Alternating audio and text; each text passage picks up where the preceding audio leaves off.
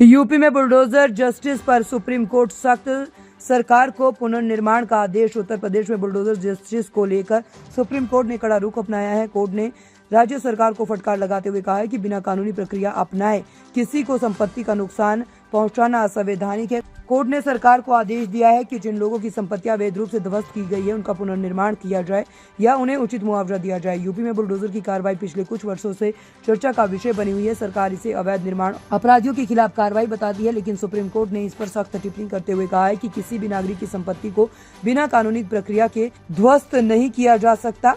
Court ने राज्य सरकार से जवाब भी मांगा है कि किन आधारों पर लोगों के घरों को और दुकानों को तोड़ा गया है। गौरतलब है कि यूपी सरकार की बुलडोजर कार्रवाई को लेकर पहले भी कई याचिकाएं दायर की गई थी, जिसमें दावा किया गया था कि ये विशेष रूप से कुछ समुदाय को निशाना बनाए जाने के लिए की जा रही है। हालांकि सरकार का पक्ष ये है कि कार्रवाई सिर्फ अवैध कब्जों और आपराधिक तत्वों के खिलाफ की जा रही है।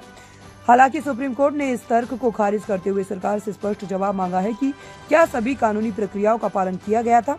कोर्ट ने ये भी कहा है कि अगर किसी की दुकान या घर अवैध रूप से बनाई गई थी तो उसे पहले नोटिस दिया जाना चाहिए था और अपील करने का मौका दिया जाना चाहिए था। सुप्रीम कोर्ट ने यूपी सरकार को निर्देश दिया है कि वह उन मामलों की जांच करे जहां बिना कानूनी प्रक्रिया अपनाए संपत्तियों को गिराया गया है। कोर्ट ने यह भी कहा है कि यदि किसी का घर, दुकान अवैध रूप से गिराई गई है तो उनसे पुनः बनाया जाए या फिर उन्हें उचित मुआवजा दिया जाए। अब देखना ये होगा कि यूपी सरकार इस फैसले पर क्या रुख अपनाती है। क्या प्रभावित लोगों को न्याय मिलेगा या फिर ये मामला भी राजनीतिक बहस तक ही सीमित रह जाएगा। सुप्रीम कोर्ट की सख्ती के बाद अब सरकार के पास जवाब देने के अलावा कोई विकल्प नहीं बचा है।